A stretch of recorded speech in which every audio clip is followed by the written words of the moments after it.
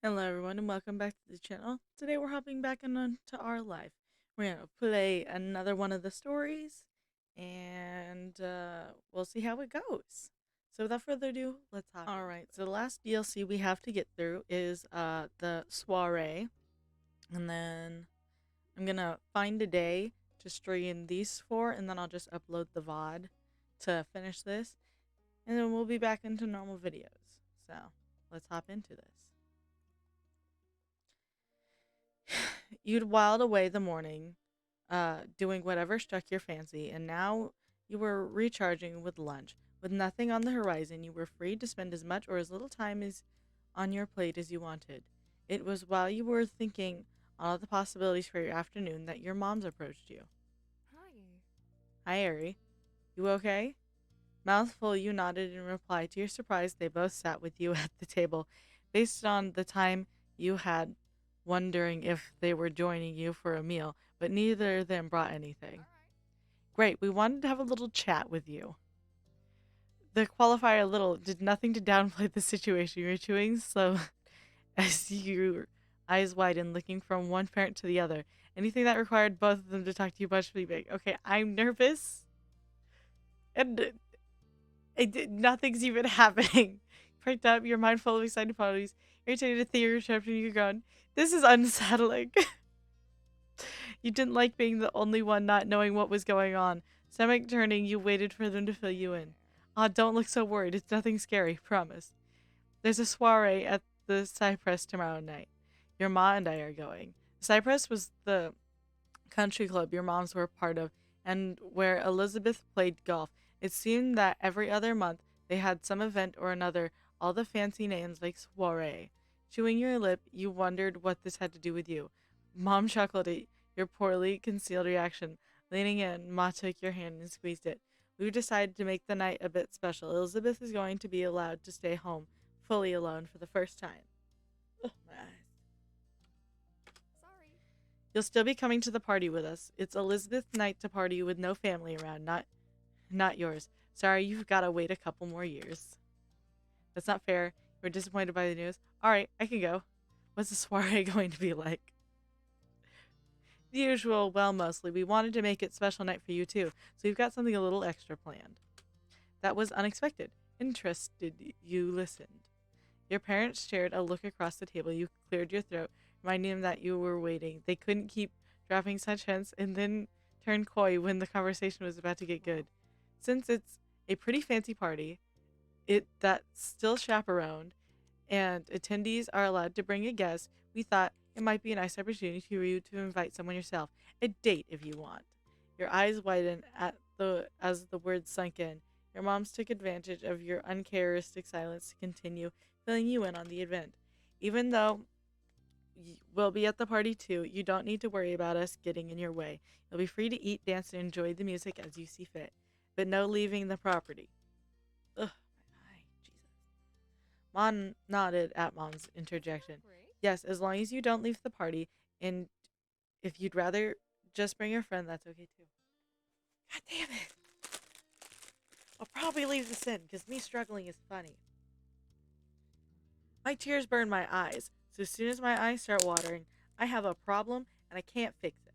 It's been like this since I was in middle school. I don't know why. I drink a lot of water. Like, I have no idea. Ugh, ugh.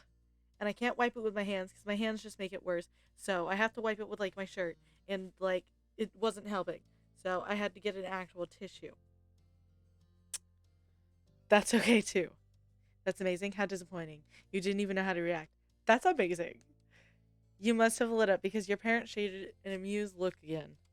Don't worry The about it. soiree isn't until tomorrow, so you've got time. Just let us know your plans before we head out. And that's all. We leave you to your lunch now. Your moms rose from their chairs in unison, disappearing to another part of the house. You barely noticed their departure. All you could think of is what just happened. The remnants of your lunch stared up at you from your plate. You felt that you should finish eating. You lost your appetite. You were glad to get back to eating. I would have been like, I gotta finish eating this. I don't like wasting food. The conversation had taken your mind off the meal, but you opted to try to eat a little more. You picked at the plate a little while longer. Even though you relocated to your bedroom, your head was stuck in the conversation that had just unfolded at the dining table downstairs. You knew that having someone come as a friend would be nice. You wanted to be date. You didn't want to bring anyone. It was too soon to pick one way or the other. I think it'd be fun for it to be a date. Just like little surprise parents. I like this person. The prospect of having your first date made it impossible to sit still. You couldn't help but jiggle your foot as you laid on your bed, contemplating the possibility. That night, being date would mean actually asking someone out. There was little you knew that came from what you'd seen on TV and movies and what you heard about from kids at school. Your moms hadn't even entertained the idea of you dating until now. You went over the possible words and phrasings in your head, setting up scenarios, smooth sieges before tearing them down and trying something else. Sighing, you shifted positions on the bed, resting your arm on the windowsill after a flock of birds caught your eye and led your gaze as they crossed the sky. You watched the birds grow smaller and less distinct until they disappeared from sight. Like the snap of a hypnotist's fingers, you were released from the trance and left with a goal of your own. You were going to take a walk. You ambled through the familiar streets of your neighborhood, picking your path at a whim. It was as quiet as ever, knowing ever with tourists choosing to congregate in the shopping area near the beach rather than venture into the sleepy residential zone. Uh, you continued down the road and soon found yourself at the shore.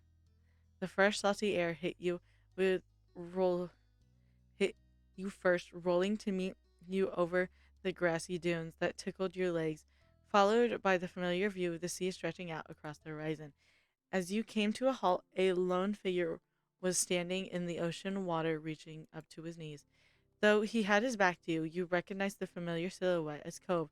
It made sense that you'd find him here. He always was in his element by the sea. You had no idea if he heard your arrival or if it was a coincidence, but he looked over your shoulder and your eyes met. You stayed where you were. It was better to leave him alone. We waved. Like, we gotta be friendly. This is our neighbor. It was a simple gesture that you didn't mind giving your longtime neighbor. Cove held your gaze, feeling like a specimen pinned under a microscope. You took a deep breath and began to head towards him. Cove followed your lead, wading out of the water. He was still only the only kid around your age who lived in the neighborhood. Cove was likely to be available to come to the soiree tomorrow evening, an advantage he held over everyone else you knew. You couldn't think of any other advantage he held, but that was the most critical right now. Since you already decided against inviting Derek, it was Cove or no one at this point. Why can't we invite Derek? We wanted Derek.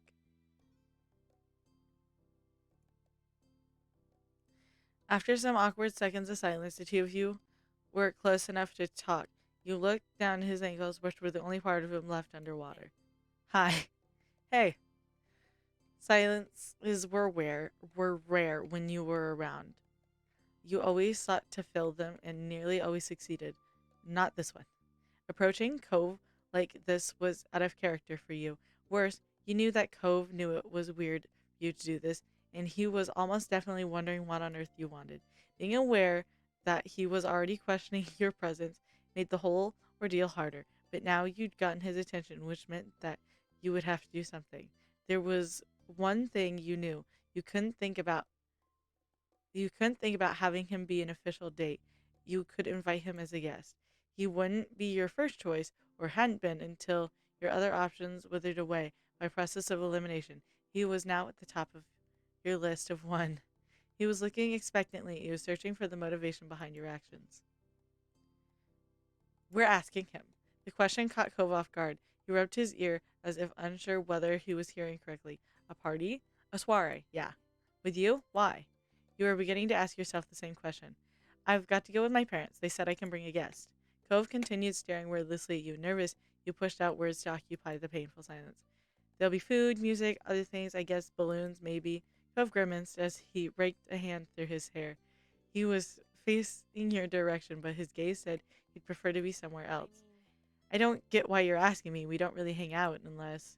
He stood tall, eyes alert, meeting yours. Our parents want us to. Did they put you up to this? Did my dad tell you to let me come? I just figured it wouldn't be so bad trying to go together. I thought you might like it. No one else can make it. Forget it.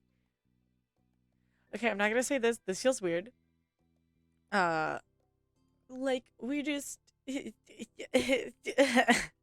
cause eyebrows shot of fired by incruated. I never liked anything like that. You put a hand to your hip. Is that a yes or no? Cove drew his arms to his chest, putting a barrier between the two of you. I don't know. It's fine. Forget it. Please come. Let's beg just a little. I'm not above it. Your voice was small. You didn't want to go alone, and Cove was the only option left. You knew that the two of you were distant, but you had been through a lot together. Much of it had been a result of circumstances rather than by choice, but you hoped that your shared history would count for something in this moment. Cove scratched his jaw, sheepishly avoiding your gaze. Held You held your breath for tense for rejection. Okay, I guess I can. Pleased, you bounced on the balls of your feet. Great! You made the right choice. He rubbed the back of You rubbed the back of your neck. You needed to break the big news to your parents and figure out what was happening tomorrow. Can you come over to my house? It'll be quick. I just need to tell the plans to my mom. They'll probably want to talk to you. He shrugged plainly. All right. Cove went to where he'd discarded his things in the sand, tugging a shirt over his head, slipping on a pair of shoes before joining you in setting off home. The two of you stepped inside the front door of your house. Given the proximity you had growing up, it was an action you'd taken together many times.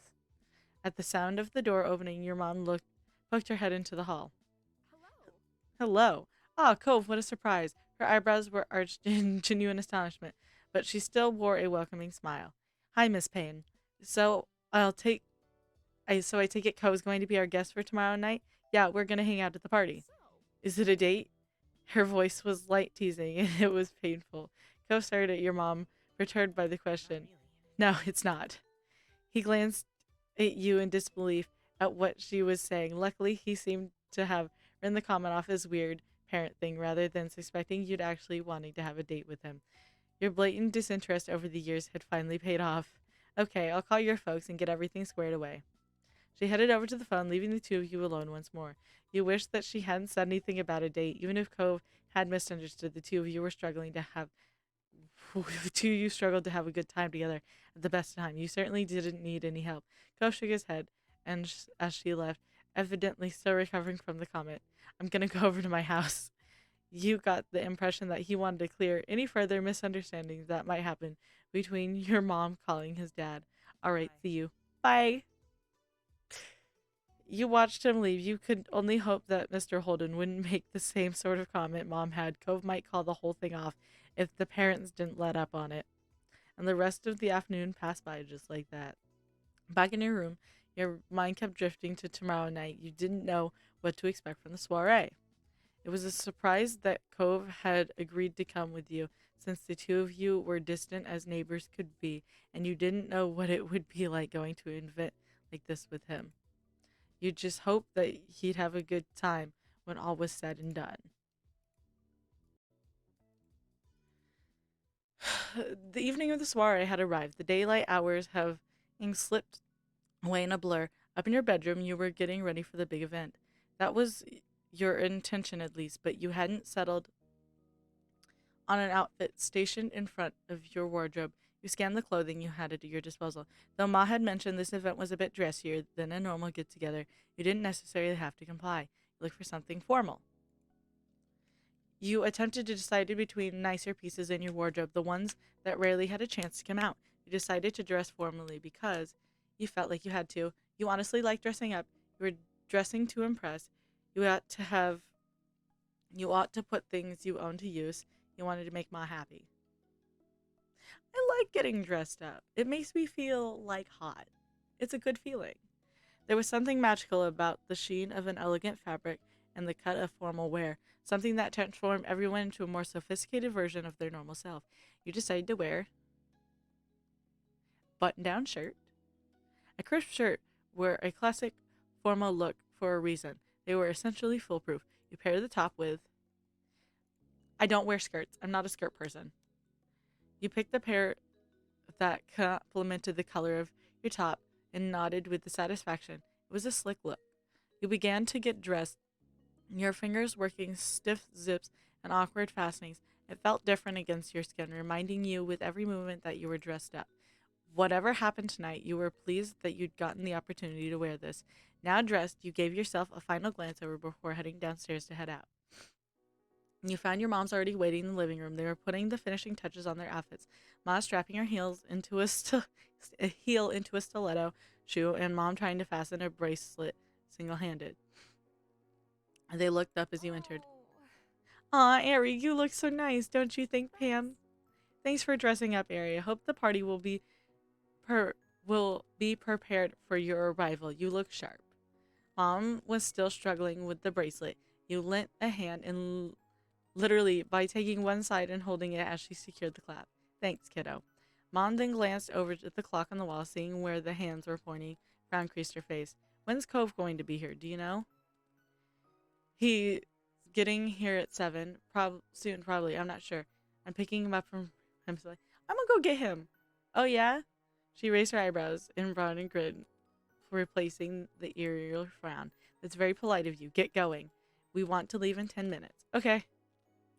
Cove's house was mere seconds away from yours, making the warning unnecessary, but you dutifully went out. After crossing the street, you found yourself at Cove's familiar front door. You rang the bell, whose chimes were lodged in your head from the times during it rung over the years. Though, unlike usual, Cove's mom, Kira, was the one who answered this night. Hey, Ari, come on in. She beckoned you inside as if she was excited to see you. That words alone weren't enough. Thank you for coming. The boys will be right down. They're just in Cove's room. I can call them if you want. That would be great, thanks. I'll go check. Let's wait. Little man likes his privacy. All right.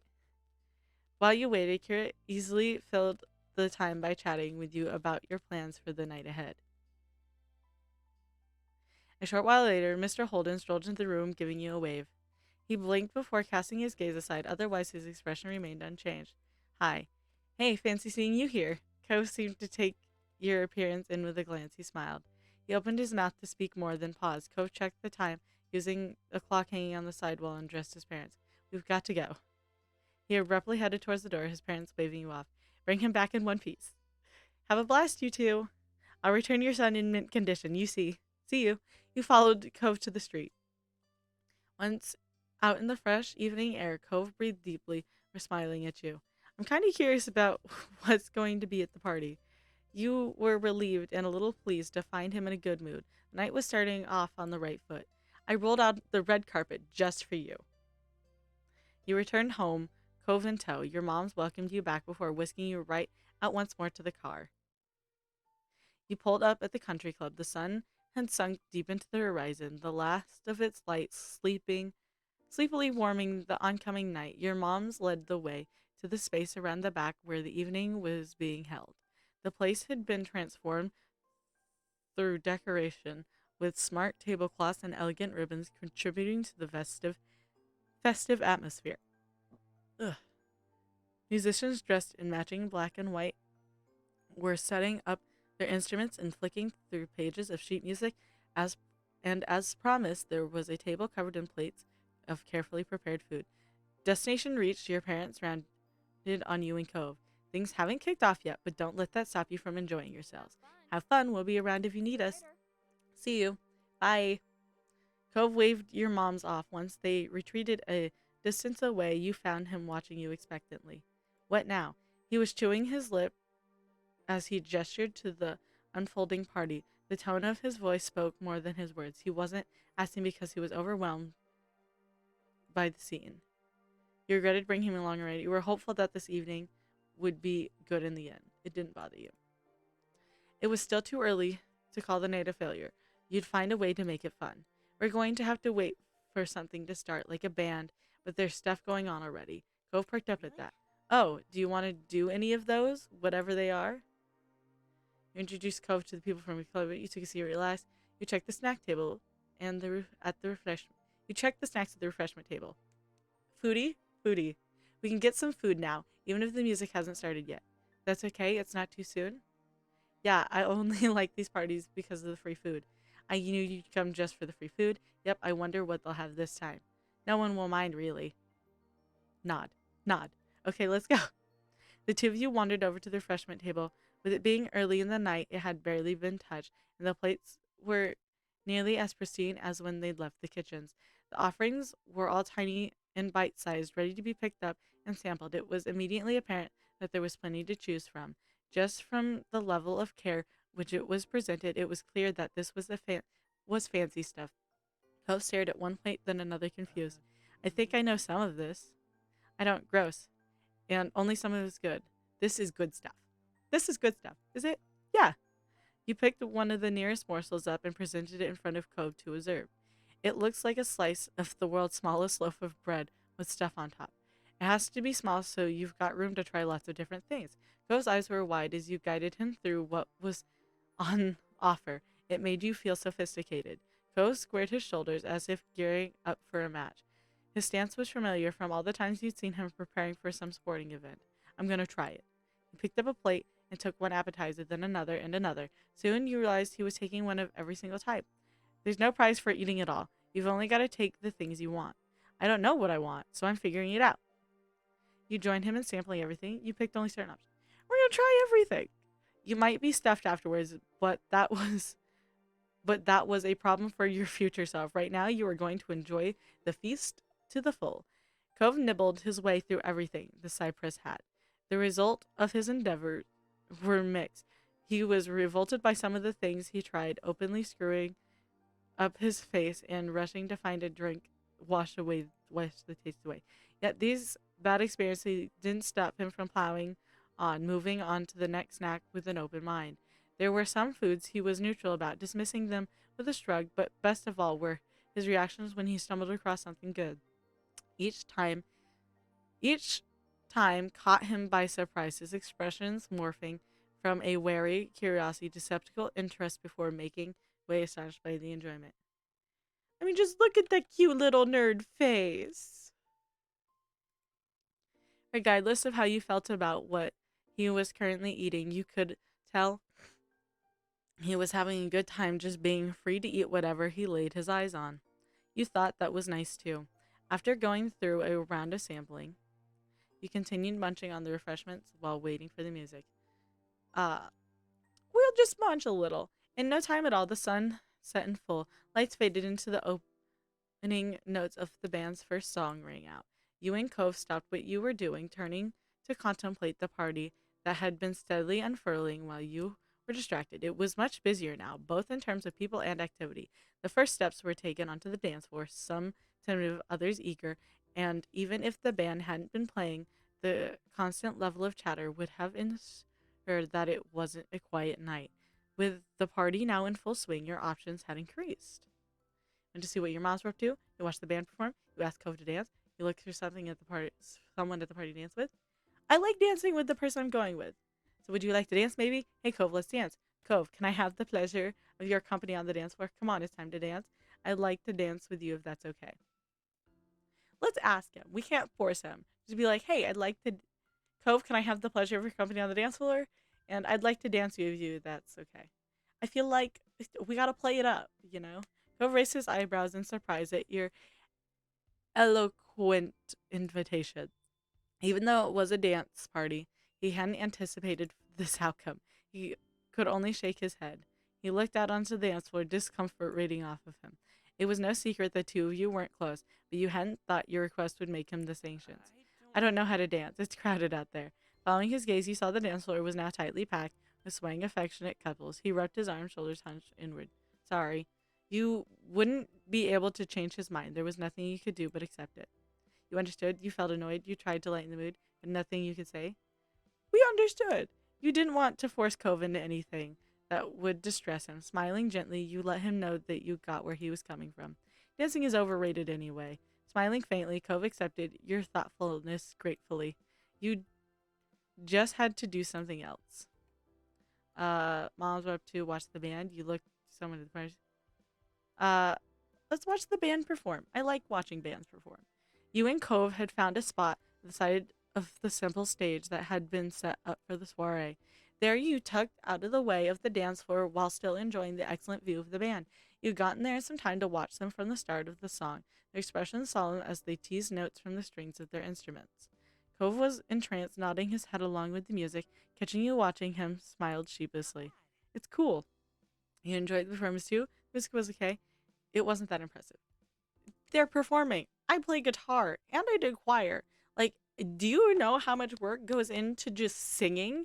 Could you imagine the coordination between different instruments? My boyfriend was in marching band. He had a whole production going on there, man. It's great. Think they do requests? You hope to play that well someday. Your playing was on the same level as them. You asked his thoughts on it. Let's ask his thoughts on it. Your eyes drifted back to Cove. He'd seen you play before, but you didn't know if your music had the same bewitching effect on him as this playing did. What do you think about what do you like about this music? I don't know how to explain it, especially not to a musician like you. But it's kind of hard to believe people are making this music by performing an instrument. How does it work like that? How does it all come together? But on the it's the same when you play. He threw out the last sentence with certainty and without flattery, as if staring at the colors of the sky. He genuinely believed it. The band began to play their next song. Cove was enraptured once more, his head tilted curiously as he watched the musicians wield their instruments. During a particularly beautiful solo, he even closed his eyes, focusing on nothing but the music. But after a couple songs, it was decided that you'd watched the band enough. Um, let's see what Cove wants to do. He focused over to Cove, wondering how he was finding the evening. He sighed. It was so quiet and unobtrusive that you wouldn't have caught it if you hadn't been watching him.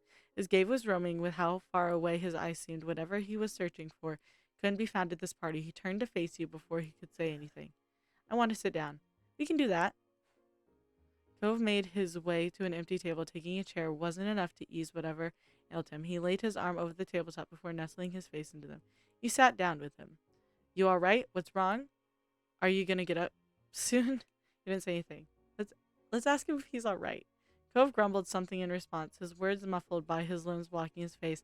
If he hadn't offered an explanation for his strange behavior, you hadn't caught it. He heaved his head up an inch or so, not enough for you to see his face fully, only so you could understand what he was saying this time. I just want to sit here. You don't have to wait. Are you sure? Yeah, I really don't want to go anywhere, but it's okay if you want to do something else. I'll stay here. See you.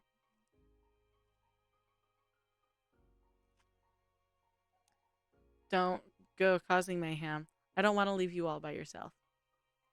I'll stay here. Why? You could still have fun.